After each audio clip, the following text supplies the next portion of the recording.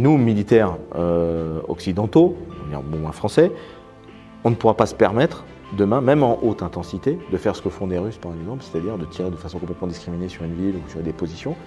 On fera comme on a toujours fait, y compris en contre-insurrection quand j'étais en Irak, dans nos tirs d'artillerie, dans l'emploi de nos feux, on sera obligé de prendre en compte le fait qu'on ne peut pas tirer à un tel endroit parce qu'on risque de toucher un hôpital,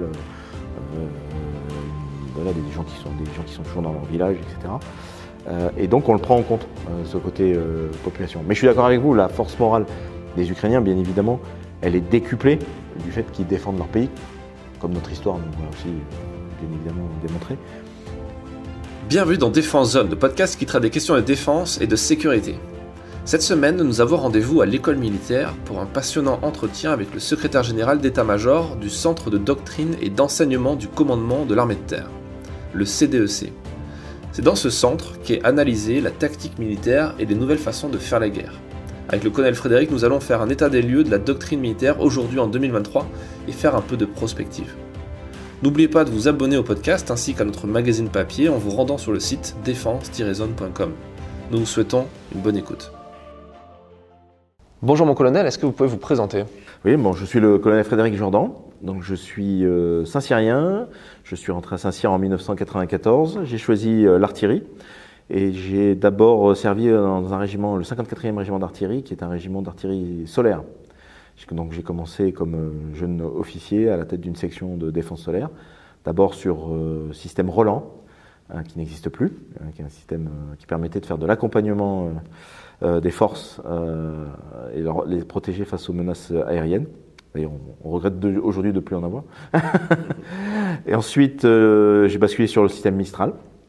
Voilà. J'ai également j'ai fait une petite pause avant de prendre mon unité élémentaire, ma batterie, comme instructeur à Saint-Cyr, où je formais les officiers sous contrat. Voilà, pendant 2 années. Ensuite, j'ai pris le commandement de mon unité, de ma batterie, et avec laquelle je suis parti également en opération, comme je l'avais fait comme lieutenant. Comme lieutenant, j'étais parti la première fois, je suis parti en ex-Yougoslavie. À l'époque, donc la force de l'OTAN, la SFOR, à Sarajevo. Ensuite, je suis parti en Guyane, la lutte contre les orpailleurs clandestins. Et à la tête de mon unité, je suis parti d'abord en Nouvelle-Calédonie, sur les forces prépositionnées, et à Djibouti également. Avant de rejoindre de nouveau les écoles de Saint-Cyr-Couët-Quidan, enfin l'académie militaire de Saint-Cyr-Couët-Quidan, on dit maintenant, où j'ai été assistant militaire du directeur des formations d'élèves, donc l'officier qui est en charge de commander l'ensemble des promotions, que ce soit de Saint-Cyr, d'école militaire interarmes, ou aujourd'hui la nouvelle école de l'EMAC, mais qui s'appelait à l'époque 4e bataillon. Et là j'ai préparé l'école de guerre, que j'ai réussi, et donc j'ai rejoint Paris pendant 2 années. Et pendant ces 2 années, j'ai eu aussi l'opportunité de partir 6 mois en Afghanistan, où j'étais adjoint du conseiller communication des forces françaises là-bas. Alors j'ai eu la chance de pouvoir faire beaucoup de missions avec la Task Force Lafayette, mais également avec les OMLT, les équipes de mentoring, avec toutes les unités qui faisaient épidote à la formation de l'armée afghane et nos camarades alliés américains. À l'issue de cette école de guerre, j'ai été professeur pendant 1 année à l'école de guerre Terre, qui se trouve au CDEC, où j'étais professeur de tactique et spécialiste de l'artillerie, avant de rejoindre le 40e régiment d'artillerie, où j'étais chef opération du 40e régiment d'artillerie, à Suippes, régiment d'artillerie de la 2e brigade blindée, un des régiments historiques de la 2e DB du général Leclerc. Voilà. Et donc j'y ai fait 2 ans, et j'ai eu la chance là de partir en BSS, d'abord au Tchad, et ensuite au Niger, puisque j'ai eu aussi le plaisir de prendre le commandement d'un groupement tactique interarmes tripartite franco-tchado-nigérien qui a mené une opération qui s'appelait à l'époque l'opération Barkhane, qui a donné son nom à l'opération Barkhane, et de reconnaissance sur la frontière libyenne et la mise en place d'un poste à Madama, au nord du Niger. À l'issue, j'ai été réaffecté à Paris, à l'état-major opérationnel Terre, c'est la partie Terre qui appuie le centre de planification et des opérations dans la génération des forces qui sont engagées à l'extérieur.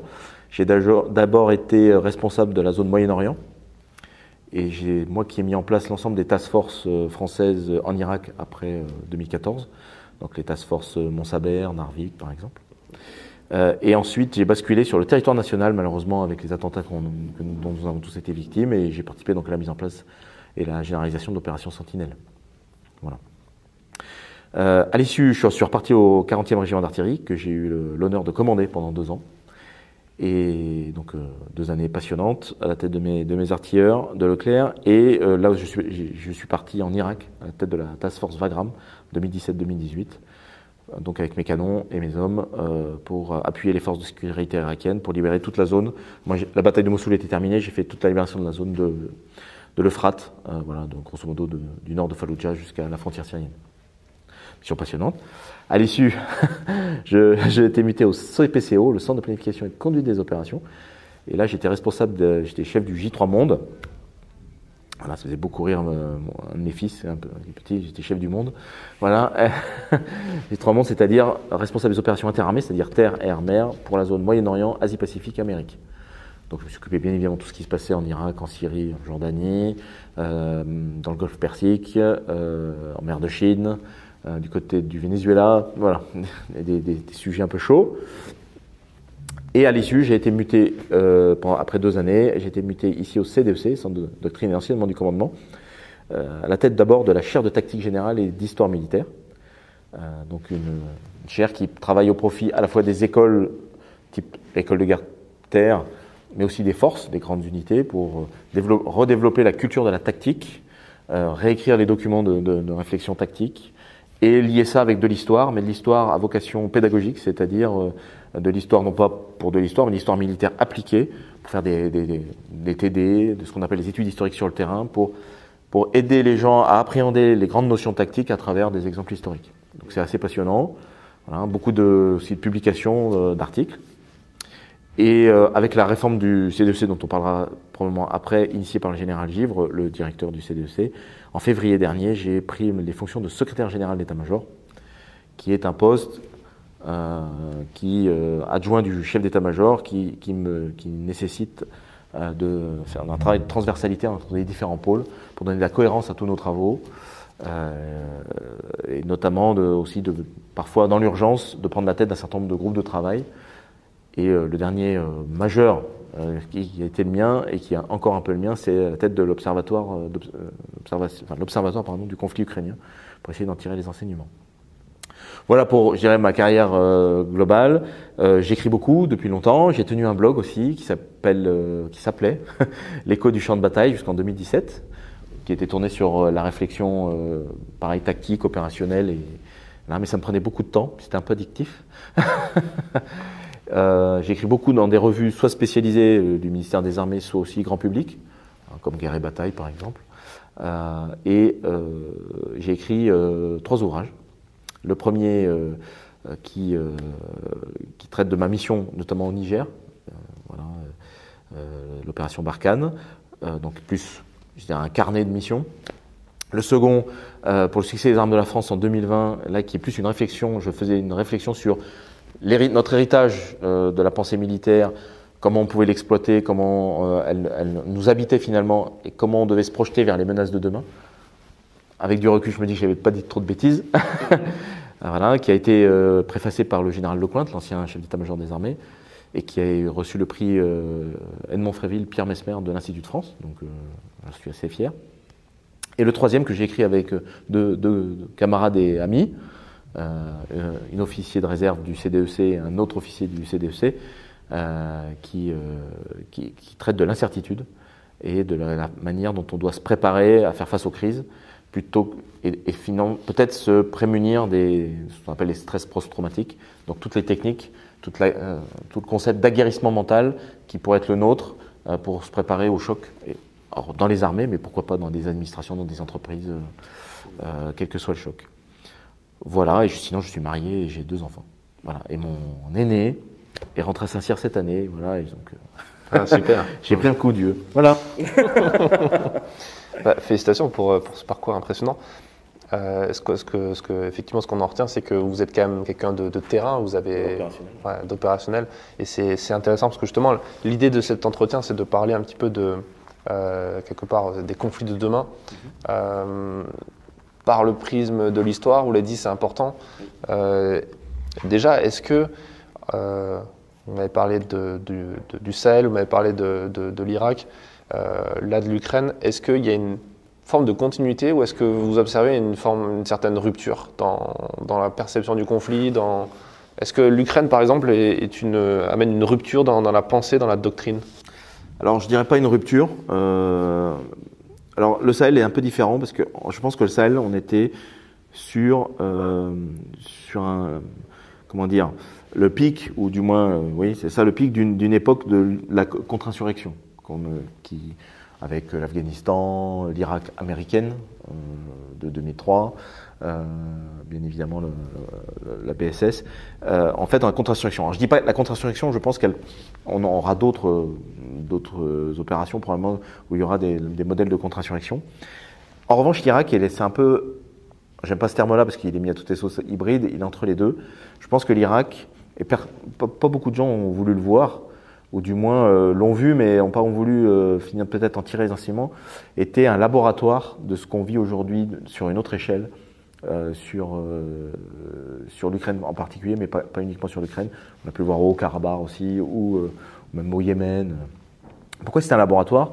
Pour y avoir été, et puis quand j'étais au CPCO, être responsable des opérations françaises sur place, en fait, vous aviez une proto-armée, parce que Daesh, au départ, c'était quand même une proto-armée qui utilisait beaucoup tous les systèmes cyber, les drones, dont on parle aujourd'hui. La grenade sous le drone, on a l'impression que c'est une invention de l'Ukraine, alors que Daesh faisait nativement. Ils avaient pris aussi beaucoup de matériel, donc qui a été après détruit, bien évidemment, mais ils utilisaient des blindés, ils ont utilisé beaucoup d'artillerie, des roquettes, des lance-roquettes.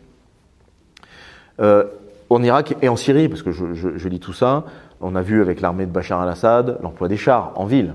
Bon, aujourd'hui, des combats en zone urbaine très dense. Mossoul, tout le monde a oublié Mossoul.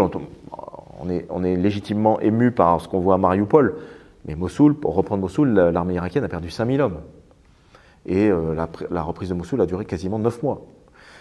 Donc voilà, il y avait ce combat en zone urbaine, ce retour de combat en zone urbaine. Il y avait également la présence de belligérants très divers. Vous aviez parfois quasiment colocalisé des Russes, des Iraniens, des Américains, des Occidentaux, des Libanais, enfin, des gens du Hezbollah, des Kurdes, donc chacun avec leur propre agenda. Et finalement, un peu comme on vit aujourd'hui en Ukraine, où les frictions, on est à la limite en permanence de la crise. Voilà. Vous aviez des sociétés militaires privées. Wagner était déjà en Syrie. Voilà, Wagner et les Américains se sont un petit peu, eu quelques échauffourées dans la vallée de l'Euphrate. Voilà. Donc en fait, je trouve que c'est un laboratoire. On appuyait une armée, l'armée irakienne en l'occurrence, qu'on équipait, qu'on formait. On appuyait avec des moyens extérieurs, du renseignement, des avions, des canons. Le HIMARS était présent, l'artillerie était très présente, puisqu'aujourd'hui on a une vraie centralité des feux, on le voit dans la guerre en Ukraine. En fait, si les Irakiens ont réussi à vaincre aussi, c'est parce que par l'emploi des feux, soit air. La seule chose qui était pas trop présente, c'était la défense solaire, et donc cette interdiction un petit peu qu'on vit aujourd'hui, qu'on a vu par contre lors de la guerre du Haut-Karabakh. Et là, c'est pareil, tout le monde un petit peu, tu as dit, pas beaucoup d'avions qui volent, pas beaucoup d'hélicoptères. Mais on ne s'est pas trop posé la question, pourquoi, comment. Au Donbass, en 2014 aussi, finalement, les deux belligérants avaient un peu interdit de ciel aux uns aux autres, pour diverses raisons. Donc je pense que l'Irak était un peu le laboratoire. On n'a peut-être pas su en tirer assez vite les conclusions, et très vite, le Haut-Karabakh est arrivé, et l'Ukraine à une échelle qu'on n'avait pas vue depuis très longtemps. Donc je pense que ce n'est pas vraiment une rupture. Et ce que je vois, moi, puisqu'on avait réécrit un précis de tactique générale qu'on a rédigé l'année dernière, qui était un peu le fruit de mon travail à la tête de la chaire de tactique générale et d'histoire militaire. On est revenu sur les fondamentaux de la tactique, les principes, les facteurs de succès, la compréhension de ce qu'est la tactique. Finalement, ce qu'on voit en Ukraine, ceux qui ne respectent pas ces principes ou s'appuient pas sur ces facteurs de succès dans leur réflexion, dans leur manœuvre, échouent. Voilà. Qu'on parle de rapport de force, qu'on parle de liberté d'action, qu'on parle de capacité à concentrer les efforts, qu'on parle de sûreté, qu'on parle de surprise, qu'on parle de foudroyance, qu'on parle de soutien, de logistique, d'économie des forces au sens voilà, de comment on organise une force pour attaquer un objectif. Celui qui ne respecte pas ces principes échoue. Alors bien évidemment, aujourd'hui, il y a des démultiplicateurs. Ces démultiplicateurs, c'est le cyber, c'est tout le numérique, c'est des applications parfois de smartphones qui sont utilisées par les Ukrainiens, c'est des vrais... le HIMARS c'est un démultiplicateur, les armes anti-chars aussi, mais en fait, les fondamentaux sont toujours là. Voilà. On a même l'impression qu'il y a presque un retour en arrière. Avant même l'attaque de 2022, quand on voit les images du Donbass, quand on voit les guerres de tranchées depuis 2014, on a l'impression de voir des images de la Première Guerre mondiale. Quand on voit aujourd'hui les attaques par drone, pas les drones Reaper, etc., mais les petits drones de commerce qu'on achète aux enfants à Noël, armés pour le coup, et où quelque part on a l'impression qu'il n'y a plus de doctrine justement, dans le sens où, en tout cas c'est ce que ça donne comme expression de l'extérieur. Après il y a la question de l'émotion, le peuple qui est attaqué en Europe, etc. On dirait que c'est un peu comme les films qu'on voit de la Première ou Deuxième Guerre mondiale avec des résistants où il n'y a plus vraiment de règles, on fait ce qu'on peut avec ce qu'on a. En fait, c'est l'impression que ça peut donner, mais en fait tout ça est très structuré. Déjà tout avait été préparé. En fait, les positions dans le Donbass, vous le dites, les positions, les tranchées, les bunkers, les champs de mines, les réseaux de barbelés, tout ça a été très très valorisé. Donc tout ça avait été très préparé. Et c'est aussi pour ça que les Russes y sont cassés les dents. Et ont plus de mal encore aujourd'hui. La logistique avait été cachée, les postes de commandement ont été très vite enterrés, notamment chez les Ukrainiens. Alors les Russes l'ont un peu moins fait, on voit ce que ça leur a coûté. Et finalement, je vous dis, c'est pendant la Première Guerre mondiale aussi, il y a eu plein si vous reprenez les écrits de Michel Goya, qui a écrit notamment son livre, qui est issu de sa thèse, c'est La chair et l'acier. Il explique comment l'armée française, un peu l'armée allemande, mais surtout l'armée française, elle a réussi finalement aussi à reprendre l'initiative par l'innovation technique. Alors il y a le char, mais il n'y a pas que ça. Il y a le fusil mitrailleur Chauchat. Il y a les lance-grenades, il y a la création du groupe de combat en tactique. C'est à partir de la Première Guerre mondiale, le groupe de combat. Avec chacun, finalement, tout le monde n'est pas que équipé d'un fusil. Il y en a qui ont, effectivement, il y a un fusil mitrailleur, il y en a un qui a des grenades, il y en a un qui a un fusil, il y en a... Voilà. Vous avez, côté allemand, vous avez eu toutes ces techniques qui ont failli coûter cher aux Alliés en 1918, les Stoßtruppen, les unités de choc, c'est-à-dire ces unités très bien équipées qui s'infiltraient derrière un rideau d'artillerie très puissant et qui allaient faire des coups de main pour saisir les positions et un peu se désagréger le système défensif. Et qu'est-ce qu'on voit aujourd'hui ? En fait, c'est l'innovation. Voilà, c'est l'utilisation des petits drones. Comme je vous disais, c'est utiliser des bots Telegram pour s'échanger renseignements. C'est utiliser EPPO quand on détecte un drone, pour indiquer à la défense solaire qu'il y a un drone qui vole. C'est côté russe, l'utilisation quasiment de Stoßtruppen en ce moment dans la région de Soledar et de Bakhmut. Ces petites équipes d'infanterie légère, ultra équipées, un peu de choc, qui s'emparent des positions. Ils mettent en place des observateurs d'artillerie qui tirent sur les positions derrière pour essayer de casser le système défensif plutôt que d'arriver avec des chars et d'artillerie puis d'être effectivement affaibli par des tirs de missiles ou autres. Donc en fait c'est sous une impression d'anarchie et de bricolage. En fait tout ça est très organisé et fait partie de la guerre, c'est-à-dire qu'on apprend en marchant à la fois en termes malheureusement de force morale, d'aguerrissement, dans la façon de se déplacer, etc. On apprend aussi à ses dépens sur un certain nombre de tactiques, et puis on utilise les matériels, on essaie de faire évoluer les matériels pour avoir plus de renseignements, pour avoir plus de puissance de feu, pour surprendre l'adversaire, pour aller le chercher là où il n'est pas. Donc en fait, c'est une impression, mais comme la Première Guerre mondiale, c'était une impression d'anarchie, mais en fait c'était très très très structuré. Voilà. Alors en revanche, il y a le côté résistant dont vous avez parlé. Il est vrai, mais ça on a beaucoup moins d'informations. Il est vrai qu'il y a aussi, on avait oublié qu'il y avait des zones avant, des zones arrière, même si tout ça est un peu mélangé aussi aujourd'hui. Donc en zone arrière, effectivement, il y a des gens qui résistent, qui donnent des informations, qui appuient des forces spéciales qui sont potentiellement infiltrées, pour faire des sabotages, pour donner des objectifs, etc. Et je pense que ça aussi, faut qu'on y réfléchisse. Les zones dans lesquelles, ce qu'on appelle aujourd'hui la zone arrière, dans laquelle notre logistique sera déployée, éventuellement nos postes de commandement, il va falloir réapprendre à la contrôler, à la protéger, à avoir du renseignement dessus. Et c'est pas uniquement une zone de transit en fait. Et là, c'est peut-être là que ce conflit aussi a réveillé. Alors bien sûr, quand on était au Sahel, on avait des convois logistiques qui pouvaient sauter sur un IED, mais c'est pas pareil. Il y a tellement d'étendue. Puisque là, on est quand même sur des gens qui voient des affichettes qui appellent à tuer des soldats russes, comme l'auraient fait des résistants français qui, dans le métro, le premier résistant français qui tue dans le métro officiellement, voilà, pour créer une forme d'incertitude. Oui, il y a cette logique aussi, le fait que ça soit sur un territoire national qui concerne concrètement les gens. On n'est pas comme au Sahel où c'est encore expéditionnaire, où en fait le mec dans le métro à Paris, concrètement, il ne sait pas ce qui se passe au Mali, il s'en fout, quoi. En général, on va dire. Mais est-ce que le fait qu'il y ait un apport vraiment conséquent du coup de la population, que là pour le coup quand on parle de force morale, c'est pas juste un élément de langage lancé depuis Paris, c'est vraiment un truc précédemment, là, j'ai enregistré un épisode qui sera, je pense, sorti au moment où on sortira celui-ci avec Xavier Titelman, qui est rentré d'Ukraine il y a quelques jours et qui me disait que le truc choquant qu'il a remarqué, c'est que dans tous les cafés où il allait, tous les restaurants, tous les endroits où il allait en Ukraine, les jeunes gens venaient le voir en disant ah, « Vous parlez français, mais envoyez-nous des armes parce qu'on veut tous se battre, on n'a pas assez de choses, etc. »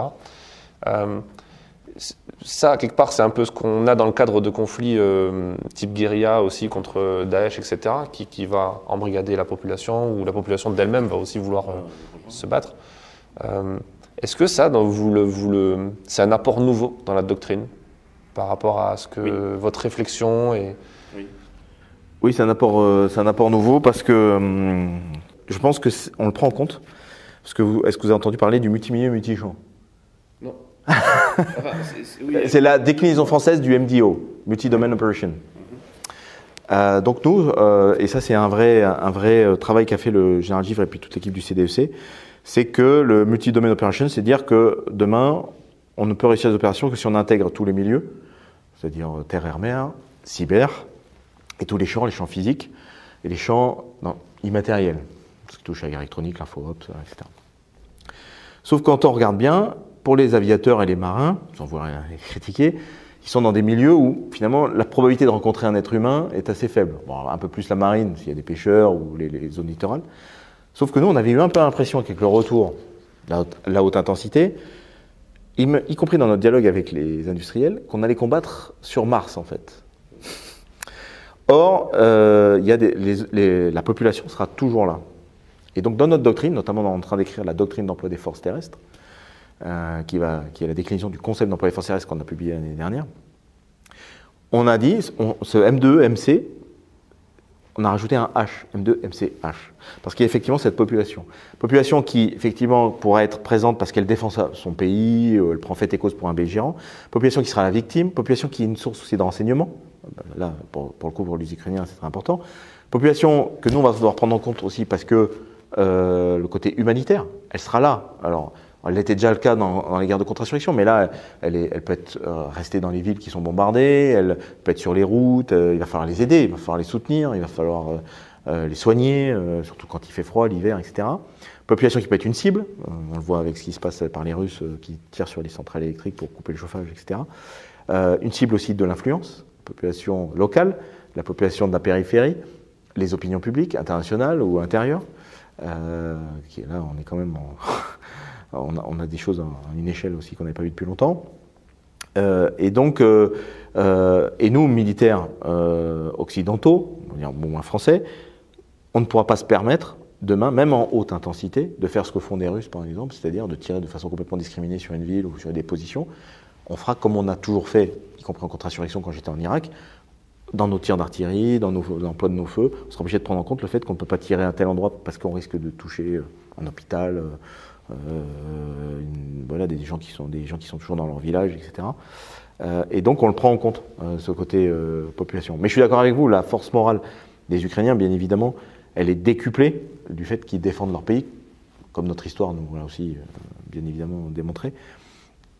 Elle est décuplée, et je crois que on a fait un schéma pour n'importe quel soldat demain, il sera influencé par plein de choses, par ses racines, par son héritage, par la communauté, que ce soit familiale, militaire, bien évidemment, par tout ce qui est réseaux sociaux, information, par sa propre psychologie.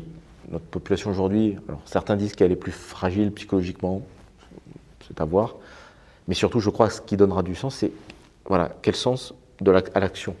Pourquoi on fait ça? Quand vous vous battez pour une cause ou quelque chose de fort, d'important, de légitime, je pense que ça donne, là aussi, ça a un effet démultiplicateur sur les forces morales. Moi, par exemple, j'ai eu aucun souci pour expliquer à mes hommes qu'on allait aller en Irak combattre Daesh. Voilà. Daesh était tellement quelque chose, un repoussoir, voilà, que voilà, ça donnait du sens à l'action. Alors qu'il y a pu y avoir d'autres opérations qui, comme vous le disiez tout à l'heure, le Parisien dans son métro, même quand il y avait l'Afghanistan, je veux dire, la vallée de la Kapisa, c'est quoi pourquoi on va mourir là-bas? Alors, nous, militaires, c'est différent, on est sur place, alors que je pense que Daesh, pour les Français, même si c'était un peu loin, voilà, il y avait eu le Bataclan, il y avait eu des attentats, voilà, ça leur parlait davantage, il y avait davantage de légitimité. Et je pense que ça explique peut-être aussi, bon là, la faiblesse des Russes au début de la guerre, au-delà de la partie technique, tactique, sur laquelle on pourra revenir si vous voulez, mais je pense que les soldats russes ne savaient pas pourquoi ils attaquaient l'Ukraine en fait.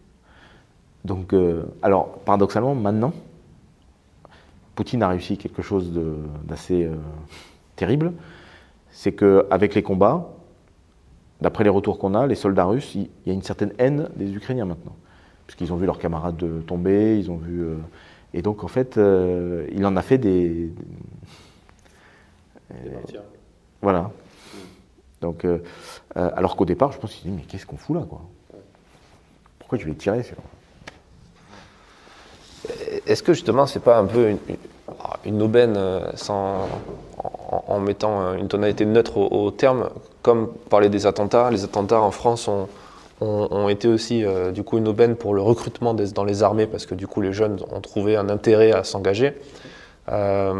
Le militaire aujourd'hui en France peut-être a une meilleure image parce que les gens se rendent compte que le jour où ça arrivera ici, on aura bien besoin de ces gens avec des tris et des armes qu'on détestait peut-être avant.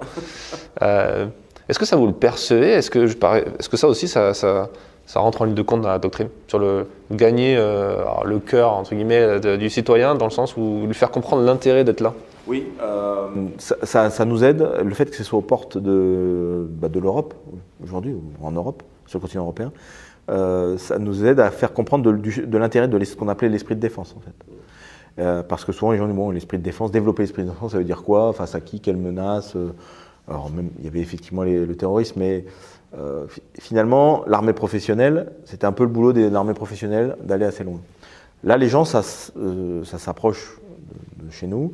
Je pense aussi qu'il y a eu un effet, finalement, quand vous regardez une ville ukrainienne, à la limite, ça peut être une ville de France. Par je veux dire, la tenue des gens, la forme des bâtiments, les voitures. Donc les gens se sont dit, finalement, c'est un peu comme nous. Et donc il y a eu un vrai effet, et donc on le prend en compte, effectivement, ça nous permet vers bien évidemment nos représentants politiques, de leur dire, voilà, on se prépare aussi à tous les types de conflits, à la guerre et à une guerre, comme disait Général Rastorza à son époque. Il faut savoir se préparer à tout le spectre des opérations. Moi, je vous l'ai dit, je pense qu'il y aura toujours probablement des opérations de contre-insurrection demain, peut-être même d'interposition ou autre.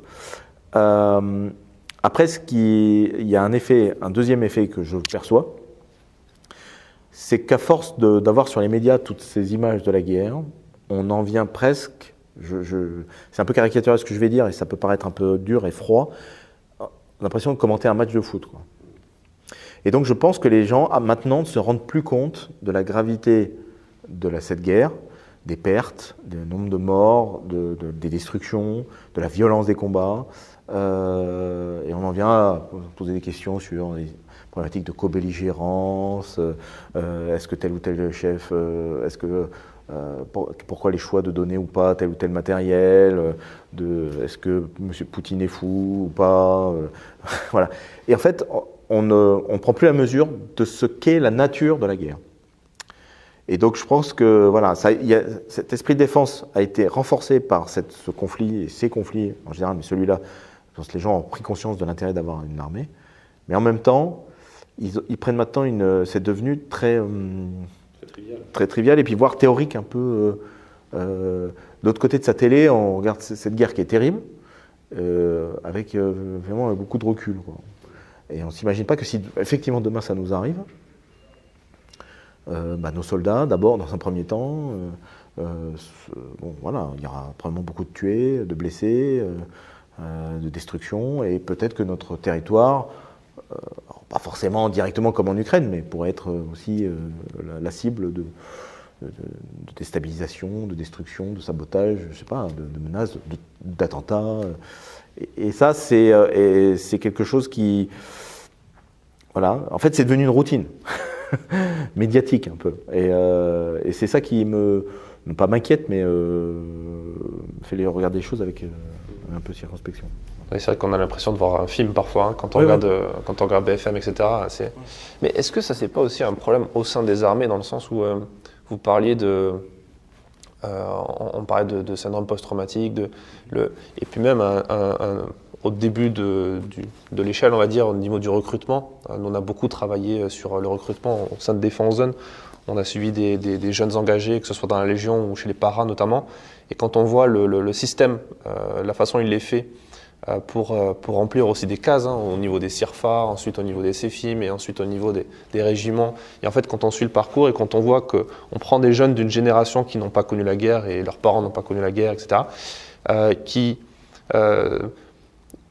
sont pas forcément armés psychologiquement pour partir ensuite sur des zones de conflit, et qui ensuite, quand ils rentrent de ces zones de conflit, on l'a vu en Afghanistan, on l'a vu au Mali, reviennent avec quelque chose qui va les suivre toute leur vie, un syndrome post-traumatique pour beaucoup.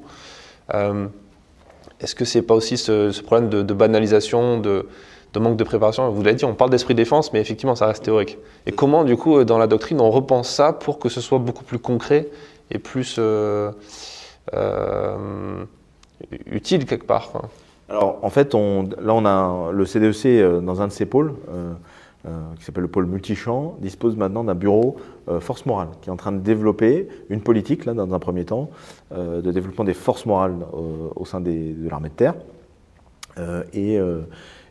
Ensuite, ça va se décliner en un certain nombre de doctrines et de techniques. Et on va même expérimenter un certain nombre de techniques, parce qu'on a fait le même constat, c'est-à-dire qu'il faut finalement, on essaye d'anticiper les stress post-traumatiques et donner finalement des clés, des techniques pour ces jeunes, que ce soit cadres ou soldats, hein, il n'y a pas que les jeunes soldats, les cadres aussi en ont besoin, pour se préserver au mieux mentalement. Donc ça passe par l'hygiène dans le sommeil. Donc on travaille avec l'IRBA, c'est l'Institut de recherche du service de santé des armées, sur le sommeil, comment et si possible en évitant la chimie. En fait, l'idée c'est de bourrer les gens de médoc, ou comme certains anglo-saxons ont essayé de faire, c'est-à-dire d'inhiber des parties du cerveau de manière artificielle, parce que alors là, on passe sur. Mais dans des pays anglo-saxons, ça se fait. Enfin, ça se teste. Les méthamphétamines, etc. Ou les produits d'amphétamine ou autres. Voilà. Donc nous, c'est des techniques liées à la nutrition. C'est quand même un vrai problème aussi de nos sociétés. Sur le sommeil, sur tout ce qui est ostéopathie, sur des techniques de relaxation, des techniques aussi qui permettent d'apprendre à se détacher. Si on voit un corps, par exemple, il y a des techniques assez simples que même nos jeunes soldats peuvent faire. Pas besoin d'un psychologue ou qu'on peut lui apprendre pour qu'il arrive dès qu'il voit finalement une scène choquante, se raccrocher à autre chose. C'est tout ce qui touche aux techniques dites PNL. Voilà. Et donc on développe ça, on est en train de lancer des expérimentations. Je parlais de mon ouvrage tout à l'heure, il en fait, c'est aussi d'autres techniques qui sont proposées, de façon à essayer de mieux armer cette génération, fait tous partie, face à la violence que pourrait être la guerre demain. Effectivement, vous êtes dans une tranchée, vous prenez des tirs de M21. Voilà. C'est quand même quelque chose d'assez dur. Et après, il y a tout leur environnement autour, c'est-à-dire qu'on sait bien que c'est une génération qui doit aussi on doit faire attention à toutes les influences qu'elle peut avoir par les réseaux sociaux, etc. Même en opération. Que la famille, c'est pour ça aussi qu'il y a le plan famille, au-delà des annonces qui ont été faites pour améliorer les conditions de vie de famille, c'est aussi quand vous êtes en opération et que vous savez que votre famille est dans des bonnes conditions, qu'elle est aidée, qu'elle est soutenue, ça vous aide à tenir aussi. Quand aussi l'esprit de corps, qui est fort dans l'armée française, mais je pense dans l'armée de terre en particulier, mais je pense qu'on peut encore plus le développer. Voilà, on a vu par exemple le retour de la musique militaire. Si les troupes de Napoléon avançaient au son du tambour, c'était pas que pour faire joli, quoi. Ça donnait de l'entrain, ça permettait je pense que ça jouait sur la psyché des soldats qui allaient quand même parfois se tirer des salves à 200 mètres voilà, sans bouger. Donc je pense que tout ça, on est en train de revenir dessus. Et c'est un peu, comme on parlait tout à l'heure des principes tactiques, c'est un peu les fondamentaux. On revient aux fondamentaux. Alors aujourd'hui, on a la chance d'avoir quand même des études avec des techniques qui sont un peu novatrices. Mais on le prend en compte, à tel point qu'on a créé un bureau qui traite de ça. Alors bien sûr, ça ne va pas se faire, comme d'habitude, au coup de sifflet. Ça va se faire progressivement, parce qu'il va falloir former des gens, tester, former des formateurs, le développer dans les régiments. Comme toute nouvelle chose, vous avez toujours des gens qui regardent ça d'un air un peu... voilà. On faisait il y avait la sophrologie quand j'étais jeune officier. Il y avait parfois des crises de rire quand on était allongé, les premières séances. Et puis finalement, on le faisait un peu plus sérieusement, après avoir rigolé la première, deuxième fois, et puis ça nous faisait du bien. Donc, ce qui montre que il y a aussitôt, on fait des recherches sur tout ce qui est récupération. Pour porter le sac à dos, le gilet pare-balles, le casque sur les cervicales. Enfin, tout ça joue sur le mental et le moral du soldat, qui fait que dès qu'il est face après à une situation, s'il est fatigué, à une situation de crise ou à des camarades morts, etc., ça le touche. Après, il y a peut-être une réflexion à avoir plus globalement sur la société, mais ça me dépasse. Je pense que dans notre société, le rapport à la mort est largement, même dans l'intimité. Avant, on veillait les défunts, on ne fait plus. Il y a des gens qui voient la mort pour la première fois, un mort, ils le voient en opération. Alors qu'avant, dans les maisons, dans les fermes, voir la mort, c'était quelque chose de normal. Et donc ça, c'est aussi notre problématique de société, c'est voilà, on ne veut pas parler de la mort. Même au niveau de l'institution militaire, on en parlait avec Michel Goya justement quand il était passé dans le podcast, lui il regrettait un peu le fait qu'on banalise même au niveau de l'institution dans la communication. On ne va pas parler de... le porte-parole des armées, quand il va passer sur un plateau télé, va pas dire on a tué des ennemis ou on a neutralisé. Voilà, on a neutralisé. Il y a cette barrière qui est mise et Michel Goya a insisté sur le fait qu'on oublie que un militaire c'est fait pour tuer, quoi. Alors oui, c'est pour préserver la paix, etc. Mais il y a du coup ce décalage est encore plus fort entre les images extrêmement violentes qu'on voit à la télé, ramenées par des reporters qui vont pas mettre de filtre, qui vont aller sur le front, etc. Et du coup, un discours ensuite derrière de communication institutionnelle extrêmement lisse, extrêmement... tout le monde il est beau, tout le monde il est gentil. Et est-ce que du coup, c'est pas un problème aussi par rapport à la société qui peut être un peu perdue, de se dire, ils voient une campagne de recrutement, devenez vous-même, vous allez vous amuser, fraternité d'armes, etc. Et puis après, il allume BFM, il voit des civils qui prennent des kalachnikovs et qui vont essayer de sauver leur famille. Du coup, je pense vous avez raison, il y a peut-être une réflexion à avoir sur la communication et sur le langage, le parler vrai, mais il faudrait aussi qu'il y ait un lien, qu'avec les médias peut-être au sens large, ils acceptent aussi qu'on ait cette dureté ou cette réalité, avec eux sans que ça soit tout de suite transformé en disant voilà c'est des tueurs, des bébés tueurs, comme on a pu l'entendre notamment aux États-Unis, etc. Donc c'est qu'on accepte. Alors moi j'ai fait quelques retours d'expérience de de mes opérations. Et plusieurs fois, exactement ce que vous avez dit, les neutraliser. Puis à un moment donné, je leur ai dit, mais en fait, on les a tués. En fait. Voilà. Devant les gens, pour leur dire, voilà, vous m'avez confié, moi je suis soldat, je suis au service de la nation. Vous m'avez confié ce droit de donner la mort. C'est quand même quelque chose dont je mesure la responsabilité et l'importance, et je le prends au sérieux. Mais effectivement, soyez conscient que puisque vous me l'avez confié, parfois je suis amené, pour assurer votre sécurité, à le mettre en œuvre, et que je ne le fais pas de gaieté de cœur. Parce que bon, tuer des gens, ça ne fait pas forcément plaisir. Alors parfois on peut le mettre aussi, on peut le faire passer sous le ton de l'humour. Pour l'artillerie, souvent quand je sens que ça crispe un peu les gens, je leur dis le plaisir d'offrir, le bonheur de recevoir. Bon, oui. et du coup ça détend un peu l'atmosphère. Mais comme vous avez raison, ça reste une circonvolution. Parce que parfois, si je leur cite un exemple, j'étais donc à Bagdad dans la Strike Cell qui coordonnait les feux de différents. Un jour, il y a une frappe américaine. J'arrive et je vois mes cadres un peu agacés quand je rentre dans la salle, qui sont à leur poste de combat. Hein, et je vois effectivement sur une caméra, il y a une frappe et il y a un Daeshi qui est blessé. Il a perdu les jambes et il rampe. Et certains militaires d'autres pays, je ne vais pas citer de nom,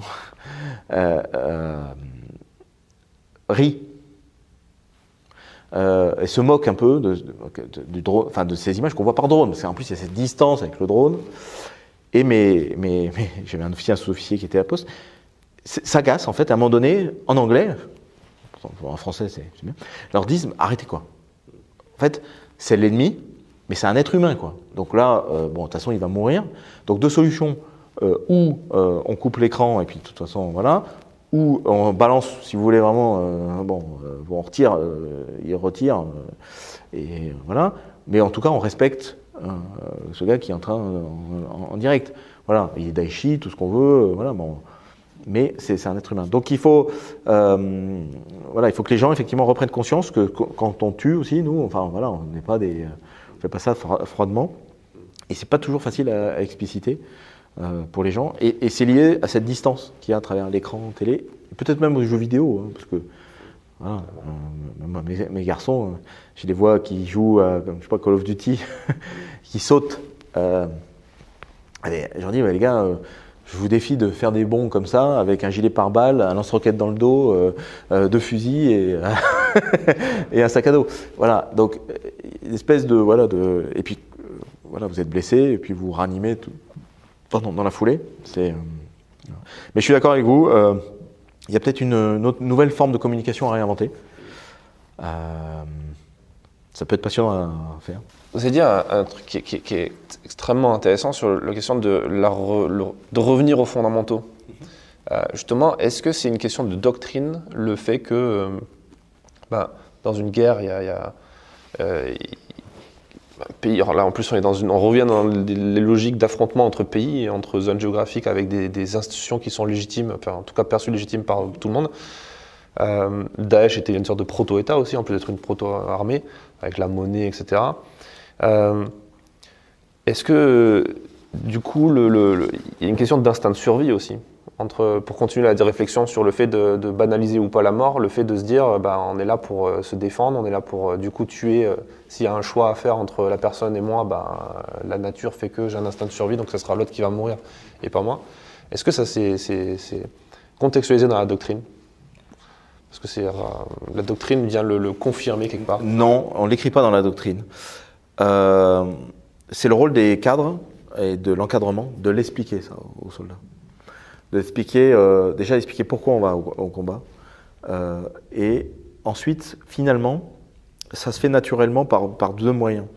Le premier, c'est l'entraînement. En fait, avec l'entraînement, vous allez acquérir des réflexes.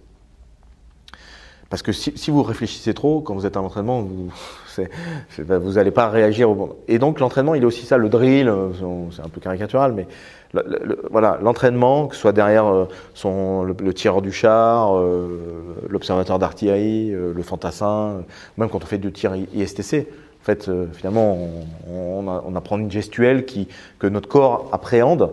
Et là aussi, je pense que dans les forces morales, il y a des techniques qui permettent aussi d'apprendre plus vite ce type de gestuelle.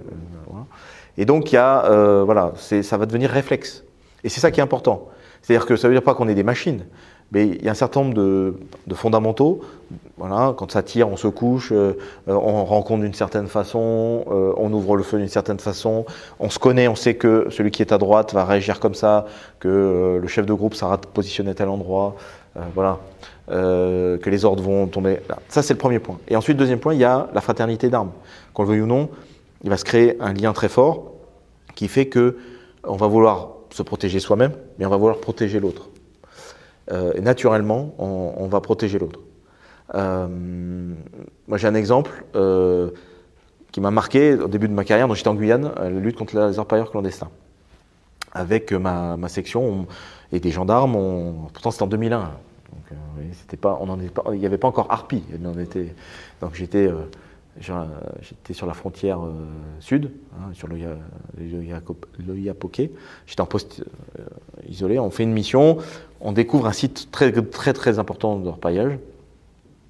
Et donc je mène un assaut. Pourtant c'est l'orpaillage, mais je mène un assaut sur le site d'orpaillage qu'on découvre un peu. Voilà. Enfin c'est une espèce de petit cours d'eau. Et les Galimperos lancent sur moi, parce que je suis en tête de mon dispositif, ils lancent sur moi un chien d'attaque. Et je vois, alors on n'est pas, comme on était armés, mais enfin c'est pas la guerre, quoi, donc on n'était pas là pour. Mais je vois le chien arriver sur moi. On est un peu sidéré, et puis on ne sait pas trop quoi faire, parce que moins se protéger, mais. Et un de mes chefs de groupe, un maréchal un sergent, un chef dans l'artillerie, se met devant moi. Et lui, il avait un fusil à pompe et il abat le chien. Et en fait, c'est ça, c'est à la fois un réflexe et une volonté d'aider, enfin, voilà, de préserver, de protéger le chef. Et il l'a fait, je pense, de façon assez naturelle, quasiment instinctive, réflexe. Voilà. Donc, je crois que c'est la bonne exemple de ce que, voilà, de cette façon. On n'est pas des robots, voilà, mais en même temps, ces réflexes vont nous donner des ressorts. Et quand on est fatigué, quand ce qui revient, c'est ce qu'on a appris par cœur, la façon de rendre compte, de se déployer. Quand vous êtes crevé, au moins vous jetez le dispositif, je dirais, de façon selon les fondamentaux. Et après, vous pouvez dire, bon, le terrain est comme ça, je vais un peu l'adapter, on va monter un peu là et un peu là. Mais enfin, les fondamentaux vous permettent de jeter le premier dispositif en donnant un maximum de sûreté, même si vous êtes crevé, que vous n'en pouvez plus, etc. Donc je pense que ça, c'est un bon exemple. Vous avez parlé du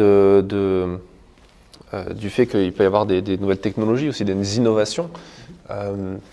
Quand on voit, alors je pense par exemple, l'exemple le plus récent, il y a le SOFINS qui est en train de se préparer pour les forces spéciales. Et là, hier, on regardait le petit film qui présente à chaque fois avec les perspectives dans 10-15 ans, les nouveaux drones, les nouvelles technologies, etc.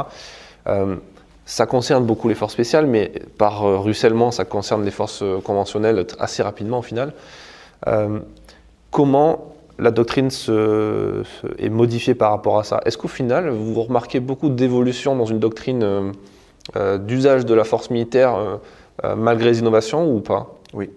Alors, on a deux éléments. On a un bureau aussi ici, un pôle, le pôle études prospectives, qui s'appuie à la fois sur l'histoire, un peu les fondamentaux, et la tactique générale, c'est fondamentaux, qui est un observateur des conflits, pour essayer de prendre un peu le champ de bataille d'aujourd'hui, et qui a un bureau un peu plus anticipation, qui lui va réfléchir comme toutes ces études qu'on voit, ces innovations, vers la robotique, l'intelligence artificielle, le métavers, par exemple. Ça, c'est, je dirais, la partie réflexion, pour nous donner le cadre, pour essayer de comprendre un peu quelles sont les ruptures et les continuités. Et après, dans la doctrine, on a la chance d'avoir, notamment ici, on a le laboratoire Scorpion, et qui va maintenant aussi s'occuper de Titan, qui est le prochain programme, le prochain jalon, Vulcain, qui est la robotisation de l'armée de terre. Et en fait, on travaille en doctrine exploratoire. On appelle ça les doctrines exploratoires. C'est-à-dire que à travers des expérimentations en wargame, avec des expérimentations sur simulation, système de simulation, et des expérimentations sur le terrain, réel, avec des unités, là on en a fait une en décembre, avec des unités qui étaient vraiment déployées, on expérimente des petites innovations. Aujourd'hui, l'armée de terre française ne dispose pas de munitions rôdeuses. Mais on les teste en simulation et on écrit une doctrine exploratoire. Quelle serait la doctrine exploratoire française quand ces munitions rôdeuses seraient ou seront en dotation? En fait, la doctrine s'écrit en même temps que la voilà. prospective ou l'imagination. Et on dit, tiens, on a pensé à ça avec cette innovation technologique, on a pensé à ça. Et puis peut-être, et parfois, 2 ans après, on se dit, en fait, non. L'innovation, elle est arrivée. En fait, elle ne permet pas ce qu'on avait imaginé, parce que la technologie n'avance pas forcément comme on veut. On a parfois des limites d'emploi, etc. Et donc, on appelle ça la doctrine exploratoire. Ce qui nous permet de la faire évoluer très vite, enfin, à des pas non plus tous les 3 mois, mais voilà, on réécrit le même taux d'emploi du groupement tactique Scorpion. Et puis, 2 ans après, on fait une expérimentation, on dit, non, en fait, ça ne marchera pas. Voilà. Et donc, ça, et puis l'industriel nous amène quelque chose. On travaille aussi avec le Battlelapter, qui nous dit, tiens, il y a ce système innovant qui arrive. Et puis de temps en temps, c'est aussi le rôle du CDEC, c'est d'être un peu l'alerteur. De dire, vous avez vu, en Ukraine, ils ont des smartphones. Est-ce que c'est idiot de ne pas y penser? Ou est-ce qu'on va dire, non, c'est civil, on ne le fait pas? Alors ça bouge un peu les lignes, je ne vous cache pas qu'il peut y avoir un peu de conservatisme. Mais voilà, c'est aussi notre job en disant, il y a ça, il ne faut pas se faire avoir, quoi. C'est vrai que le Haut-Karabakh, on a vu les munitions rôdeuses déjà. Bon, là, on les voit encore. Même les Russes s'y ont mis, ils ont acheté des Shaib iraniens. Enfin, voilà. Donc voilà, la doctrine, elle se construit aussi sur l'innovation. Alors là, c'est vrai qu'il faut quand même reconnaître que ça va super vite. Donc, et aussi dans notre dialogue avec les industriels, c'est ce qu'on leur dit. Il y aura toujours des grands programmes à 10 ans, parce que bien sûr, il y a des choses qui se mettent en place, mais il nous faut aussi du rapide. Alors, ça avait bien marché en Afghanistan, on appelait ça l'adaptation réactive. Voilà, face à une menace, c'était souvent lié aux IED ou ce genre de choses. On achetait, ou sur étagère, on avait une solution. Même sur le territoire national, il y a eu un système avec des smartphones qui a été mis en place. J'ai perdu le nom du... Avec Atos, non? Du logiciel là qui permet aux unités sentinelles là, de communiquer entre elles là, j'ai un trou, qui a été développé par un militaire d'ailleurs et qui a travaillé au Battlelapter, je crois d'ailleurs. Et en fait, voilà, là les unités sentinelles, ils ont un système qui permet de renvoyer en s'appuyant sur la 5G, voilà, parce que c'est vrai que la radio en ville c'est un peu plus compliqué, etc. Voilà. Donc, Et est-ce qu'il y a des évolutions en termes de commandement, parce que c'est un peu dans la dénomination du CEDC, est-ce que le commandement, la façon de commander, de gérer des hommes sur le terrain, des hommes et des femmes, évolue? Alors, je dirais que le commandement au sens vraiment humain, il ne change pas trop. Alors nous, on a la chance d'avoir déjà un commandement par objectif. Et c'est valable dans nos cadres d'ordre. On a ce qu'on appelle l'effet majeur. L'effet majeur, c'est finalement l'esprit, si je devais le définir avec des mots, je dirais, compréhensibles de tous, c'est l'esprit du chef. Voilà, comment il voit, il se dit que si là, on arrive à obtenir ce résultat, de toute façon, la mission, elle est remplie. Elle sera remplie. Et donc, ça permet aux gens d'avoir compris l'esprit de la mission, pas uniquement la lettre. Et s'ils sont couplés de leur chef, de se dire, bon, le chef, il avait dit que l'effet majeur, en général, ça s'écrit « je veux, en vue de, voilà, je veux m'emparer du pont avant l'ennemi. » voilà. Même si l'unité a reçu une mission de couverture, si elle voit qu'il se passe quelque chose, qu'elle a perdu la liaison et que la manœuvre ne se passe pas comme prévu, elle sait que le chef, il voulait vraiment que le pont il soit entre nos mains avant 13h. Et donc, il va faire en sorte d'y aller, s'il voit qu'il n'y a personne sur le pont, parce qu'il sait que c'est... Voilà. Donc ça, c'est une vraie force, parce que dans d'autres pays occidentaux, ça marche par tâche.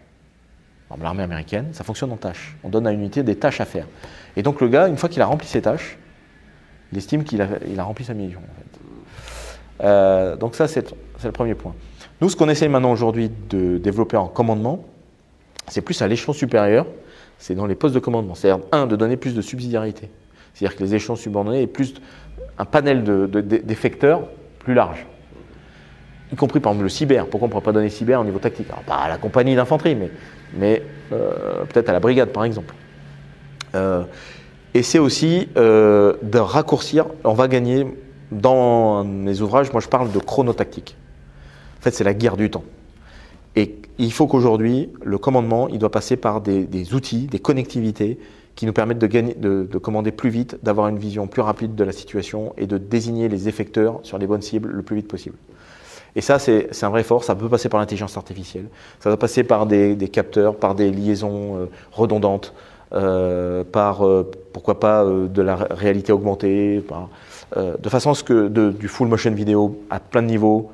Aujourd'hui, c'est pas évident, dans full motion vidéo, pour pouvoir tout de suite, vous savez, c'est la boucle OODA, c'est observer, orienter, observer, décider, agir.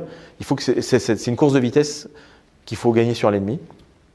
Et moi, quand je voyais en Irak, le système qu'on avait de strike cell, qui était adapté au théâtre d'opération de l'époque, c'était vraiment ça, c'est-à-dire plein d'effecteurs.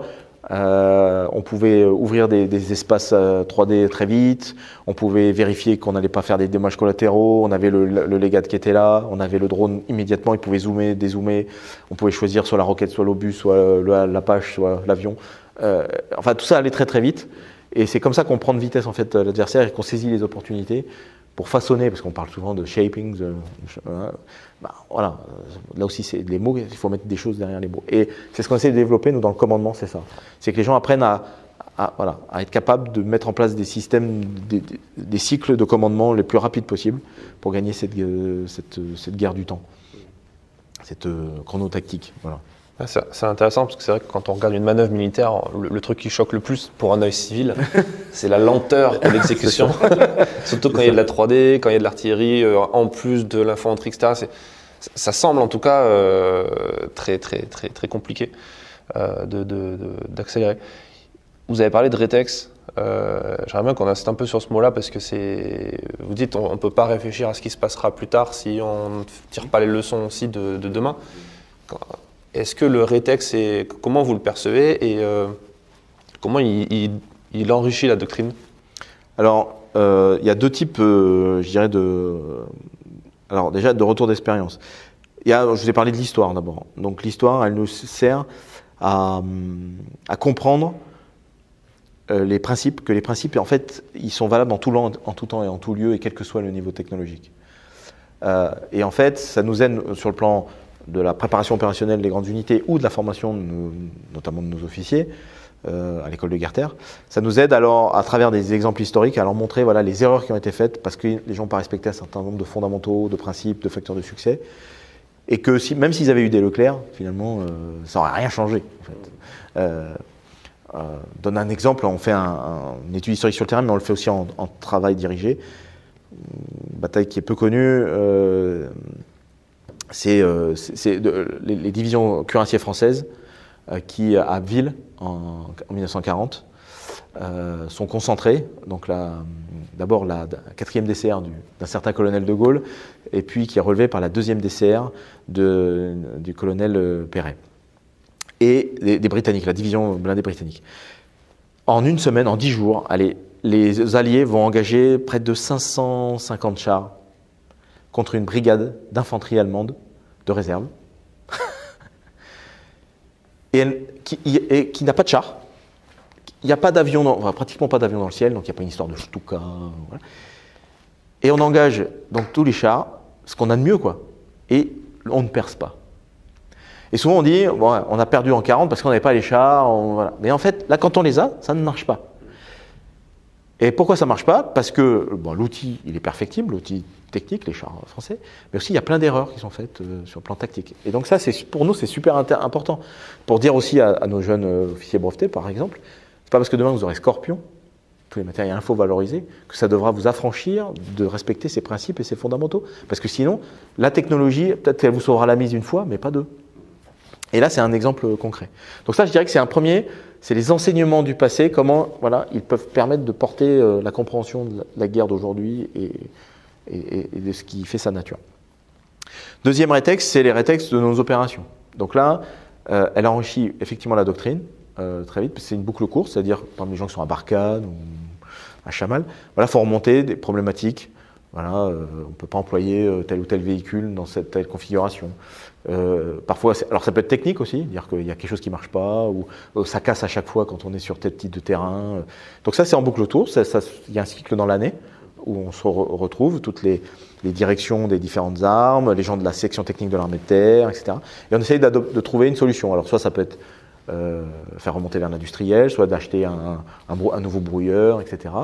Et ça enrichit aussi la doctrine en disant, tiens, en fait, ça sert à rien, on ne peut pas faire combattre ensemble tel type d'unité, ça ne marche pas. Et après, il y a une autre forme de retour d'expérience, les anglo-saxons diraient lessons learned, que nous, on a développé là, finalement, un peu plus avec la reconfiguration du CDEC, son observatoire des conflits et l'observation du conflit ukrainien, c'est observer avec toutes les sources dont on peut disposer, qu'elles soient militaires ou civiles, j'ai mis autant d'osint, essayer d'observer ce et dire, en fait, le champ de bataille, il est en train de se transformer. Et donc, attention, dans la doctrine dans le poids des forces terrestres, il y a plein d'enseignements qu'on a tirés, de conclusions qu'on a tirées de ce qu'on voit en Ukraine ou au Karabakh, qui vont nous permettre d'essayer déjà de préfigurer ce que sera le champ de bataille de demain et donc de l'engagement aéroterrestre de demain. Voilà. Donc tout ce que je vous ai dit, l'accélération, la centralité des feux par exemple. La manœuvre, on parle souvent de manœuvre, La manœuvre, et c'est ce que je rappelle quand j'étais à la chaire de tactique générale, c'est ce que je disais à mes stagiaires, c'est la combinaison, et c'est comme ça depuis toujours, la combinaison du choc, du feu et du mouvement. Et en fonction des époques, en fonction de l'adversaire, en fonction des matériels dont on dispose, il y a toujours un pan qui est un peu plus fort. En France, c'est plutôt on a bien souvent aimé le mouvement. Alors il y a une période où c'était le choc, à Zincourt, c'était plutôt le choc. Ça n'a pas très bien marché. Mais dans la doctrine. En ce moment, on voit que c'est le feu. Le feu, la centralité des feux, même chez les Ukrainiens. Les tirs d'artillerie, les HIMARS dans la profondeur, et puis même côté russe. Donc il faut, ça nous permet cette observation qui est une forme de retour d'expérience, même si ce n'est pas notre expérience à nous, militaires français, ça nous permet quand même d'incrémenter la doctrine. Et puis de voir si on ne fait pas fausse route et si on n'avait pas oublié quelque chose. Voilà. Ou parfois de changer des organisations, de postes de commandement. On a vu les premiers postes de commandement russes qui étaient finalement disposés, des grandes tentes en plein milieu de la Verte, qui ont été ciblées. C'est attention les gars, la sûreté c'est pas, aujourd'hui, alors que peut-être les Ukrainiens ils sont au fin fond d'un parking. Donc ça permet aussi de nous rappeler que la défense solaire, en fait, dans notre doctrine, la défense solaire c'était toujours un peu le paragraphe de la fin. Parce que Daesh n'avait pas Daesh,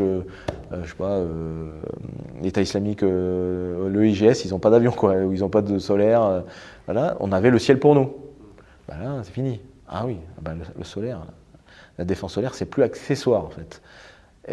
Sauf qu'il y a des générations qui ont été entraînées, même si où le paragraphe défense solaire, il était pas pour mémoire, mais il était fait, mais on se disait c'est pas grave. Même si on faisait des simulations, il y avait des menaces aériennes, mais jamais à ce point. On voit là la 2AD, dont tout le monde aussi parlait, l'anti-accès, l'air denial. En fait, c'est concret, quoi. Quand le Moskva s'est approché trop près des côtes, il a compris. Voilà. Donc tout ça, ça nous permet de. Voilà, c'est une forme de rétex. Alors, même si normalement le rétex, c'est que notre propre expérience. Mais bon, on l'a élargi. Voilà. C'est peut-être même mieux. C'est mieux des textes. Voilà. Et l'histoire, vraiment l'histoire, c'est l'histoire voilà, pour moi, c'est un vrai outil aussi pour mieux comprendre tout ça. Voilà. Pas parce qu'on parle de la bataille de Fontenoy, qu'il n'y avait pas du tout les mêmes équipements, qu'il n'y a pas des petites choses qui disent « Ah, vous avez vu ?» Dernière question pour finir cet entretien qui est passionnant. Quel est le conseil que vous aimeriez donner à peut-être un jeune militaire qui s'engage, peut-être un jeune officier qui entame son CIR et qui s'intéresse à la tactique, à la doctrine mais voilà, qu'est-ce que vous donnerez comme conseil? Alors je lui dirais déjà de beaucoup lire, ce qui est pour notre société aussi pas forcément, voilà, de lire des grands penseurs pour avoir, je dirais, une base. Il peut lire, alors il y a des gens comme Lidl-Art, Clausewitz, c'est un peu difficile à lire, mais je pense, comme Fuller, voilà. Après, il faut qu'il lise aussi des livres récents, d'auteurs récents. On a parlé de Michel Goya, mais qui a des bonnes approches. Des gens comme le général Desportes, par exemple, qui ont réfléchi aussi pas mal sur la guerre. De lire des livres en anglais aussi, parce qu'il y a pas mal de choses qui sortent. Et puis, je lui dirais d'aller chercher effectivement des exemples historiques et d'essayer peut-être de se tourner vers des sites internet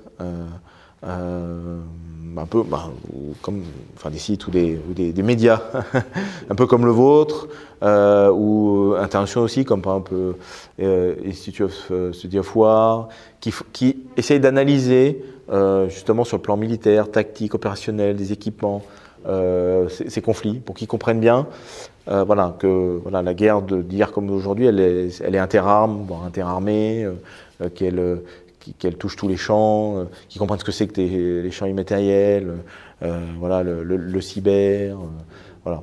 Qu'il ait cette culture de compréhension que de tous ces effets qu'on peut mettre en place. Donc je dirais une culture historique, qui se redonne une culture historique militaire, qui relise un petit peu. Il y a aussi des très bons des chaînes YouTube qui font ça très bien, comme Bataille de France par exemple, j'en pense à une, pour se redonner un peu de culture, parce que c'est pas forcément dans nos cours d'histoire des écoles, des lycées qu'on apprend les batailles, voilà, pour essayer de mieux comprendre les choses. Lire des fondamentaux, on peut relire La guerre des Gaules de César, c'est très bien aussi, hein. Voilà. Et puis lire les livres qui sortent récemment, de militaires qui expriment leur retour d'expérience du Sahel par exemple, ou qui réfléchissent. J'ai un ami qui avait sorti il n'y a pas longtemps l'artillerie des stratagèmes, montrer comment l'artillerie est utilisée dans la ruse tout au long de l'histoire et dans d'autres pays du monde. Donc des choses un peu qui lui ouvrent les chakras, si je puis dire, sur ce domaine-là. Et faire attention, pas être trop dans le melting pot médiatique. Le conseil que je lui donnerais, c'est faire attention aux images un peu d'épinal qu'on peut voir, du fait du prisme médiatique qui est obligé de sélectionner des choses, ou parce qu'il y a quand même de l'influence des uns et des autres qui veulent faire passer des images qui sont peut-être tronquées de la réalité. Voilà. Et puis après, le dernier conseil, c'est qu'il peut poser aussi des questions à des camarades ou des amis qu'il aurait dans le milieu, parce que on fait pas que la guerre. Il y a aussi une vie de soldats. Comme on l'a dit, c'est des êtres humains déjà, donc c'est une vie de frères d'armes, parfois de commandement avec des relations humaines des fois difficiles ou au contraire passionnantes. Il y a l'entraînement, et l'entraînement parfois il est plus dur ou il peut paraître moins intéressant que le vrai combat. Et finalement, les moments où on est vraiment au combat, ils sont plus denses, certes, mais plus espacés. Même si ma génération a connu plus d'opérations que la génération de mes instructeurs de Saint-Cyr. Et je pense malheureusement que mon fils, qui est actuellement, par exemple, à Saint-Cyr, il connaîtra des opérations qui ont d'une autre nature que les miennes et peut-être malheureusement plus denses et intenses que les miennes. En tout cas, il est bon effectivement de revenir sur les fondamentaux et de s'intéresser à réfléchir à plus tard. Et c'est un très bon conseil. Merci pour cet échange. Merci beaucoup. Merci d'avoir écouté cet épisode jusqu'à la fin. S'il vous a plu et que vous voulez soutenir notre travail, abonnez-vous à notre magazine en vous rendant sur le site défense-zone.com. À très vite pour un prochain épisode du podcast.